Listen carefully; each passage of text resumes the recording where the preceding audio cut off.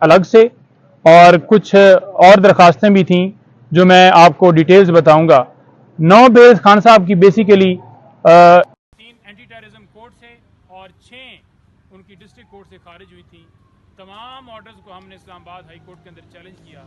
جو کہ آج سماعت کے لیے فکس تھی۔ اس بنیاد کے اوپر خارج ہوئیں کہ خان صاحب پیش نہیں ہوئے، عدم پیروی کی وجہ سے خارج کی گئی۔ اب بات یہ ہے کہ قانونی طور پر ویڈیو لنک کے ذریعے بھی حاضر لگائی جا سکتی تھی یا پھر ان کو طلب کر لیا جاتا، جو کہ ہم نے متعلقہ کورٹ سے گزارش کی، لیکن ہماری درخواست منظور نہیں کی گئی اور خان صاحب کی بیل جو ہیں ٹیکنیکلی بنیادوں کے اوپر خارج کر دی گئی۔ آج ہم نے وہی گزارش یہاں پر کی ہے اور 6 کی حد تک جو ہے سماعت ہوئی اور 3 بیلز کیونکہ درخواستیں جو ہیں وہ ہماری پینڈنگ ہیں ڈی بی کے اندر، تو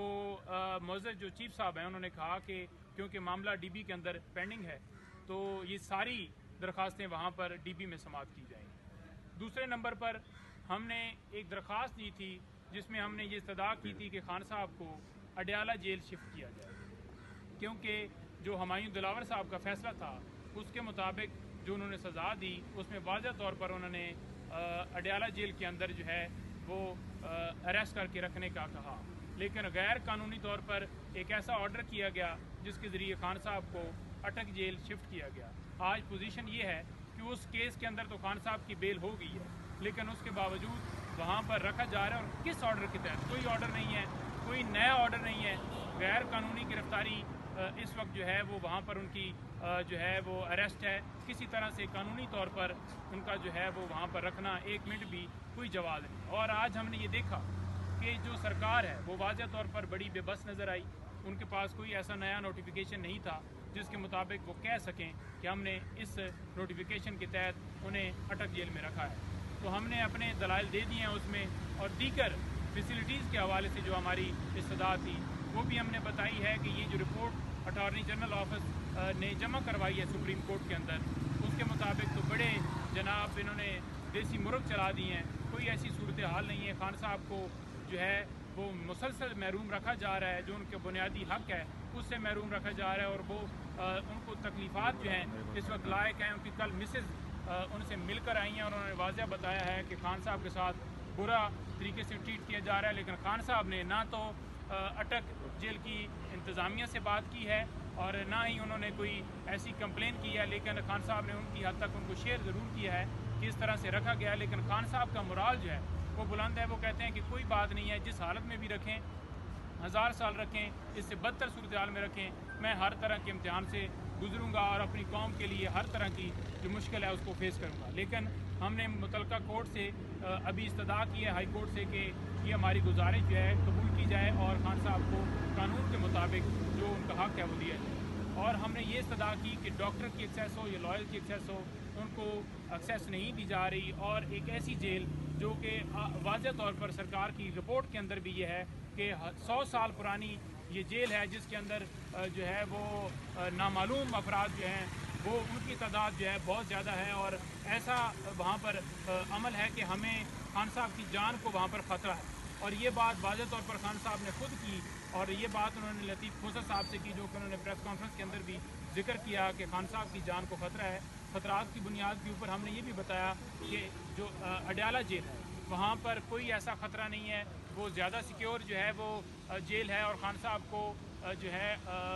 اڈیالہ جیل شفٹ کیا جائے، قانون کے مطابق شفٹ کیا جائے، اور جو ان کی لائر کی ایکسیس ہے کہ اگر لائر کو ملنے جاتا ہے تو اس کے اوپر ایف آئی آر درج کر دی جاتی ہے، اگر کوئی وکیل ان سے ملاقات کے لیے جاتا ہے تو دوسرے دن اس کو پتہ چلتا ہے کہ آپ کے خلاف وہاں پر پرچہ درج ہو گیا، آپ نے ہاتھوں پائی کی ہے۔ تو آج واضح طور پر شیر افضل مروت صاحب نے بھی کورٹ کے اندر یہ گزارش رکھی کہ جناب میں ہر طرح کا جو ہے اس کی میں حلف دینے کے لیے تیار ہوں کہ اگر کوئی ایسا وقوع ہوا ہے، میں نے کبھی زندگی میں میرے اوپر اس طرح کا کبھی کوئی کیس نہیں بنا، کبھی کوئی ایف آئی آر نہیں بنی، اور مجھے علم ہی نہیں ہے کہ میرے اوپر ایف آئی آر درج کر دی گئی۔ یہاں واضح طور پر ہائی کورٹ نے کہا کہ شیر افضل مروت صاحب کی ملاقات کروائی جائے، اور کسی طرح کا کوئی پرچہ ورچہ انہوں نے واضح طور پر یہ کہا کہ کوئی ایسا عمل جو ہے وہ نہ کیا جائے۔ اور دوسرے نمبر پر جو بیل خان صاحب کی سائبر کیس کے اندر نیچے سماعت نہیں ہو رہی تھی، وہ جج صاحب سماعت نہیں کر رہے تھے، آج واضح طور پر اسلام آباد ہائی کورٹ نے جو ہے وہ حکم دیا ہے کہ کسی طرح سے کوئی پابندی نہیں ہے ان کے اوپر کہ یہ ایک کانسٹیٹیوشنل پٹیشن، یہ ایک الگ معاملہ ہے جو یہاں پر پینڈنگ ہے، اور وہ جو درخواستیں 2 ہیں وہ بھی الگ ہیں، لہٰذا مین جو بیل ہے اس کے اوپر کوئی ممانعت نہیں ہے، تو وہ ٹرائل کورٹ جو ہے، جو اسپیشل جج جو ہیں تعینات کیے گئے ہیں، وہ ان کے اوپر کوئی کسی طرح سے بار نہیں ہے، وہ اس کیس کی سماعت جو ہے وہ کر سکتے ہیں اور بیل جو ہے سن سکتے ہیں۔ جی کل ضمانت ہو جائے گی سائفر کیس میں؟ دیکھیں جی، ہماری تو یہ اس کے اندر استدعا تھی کہ جو ہے جج صاحب کو اگر چھٹی پر جانا تھا تو ڈیوٹی جج لازمی ہونے چاہیے تھے،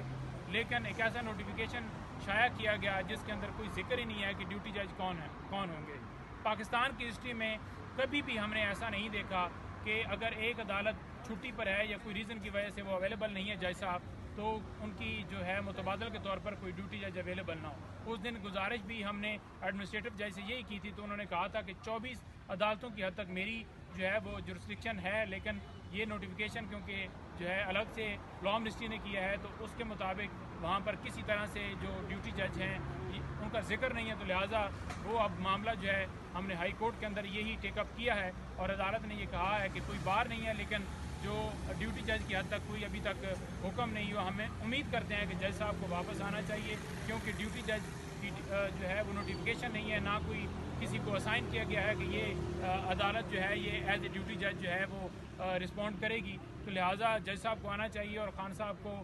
بنیادی جو آئین جو ہے حق دیتا ہے فیئر ٹرائل کا، ان کو انصاف ملنا چاہیے۔ جسٹس جو ہے ڈیلیڈ جسٹس ڈینائڈ یہ والا فارمولہ نہیں ہونا چاہیے، اور ان کو انصاف فوراً فراہم کیا جانا چاہیے۔ جی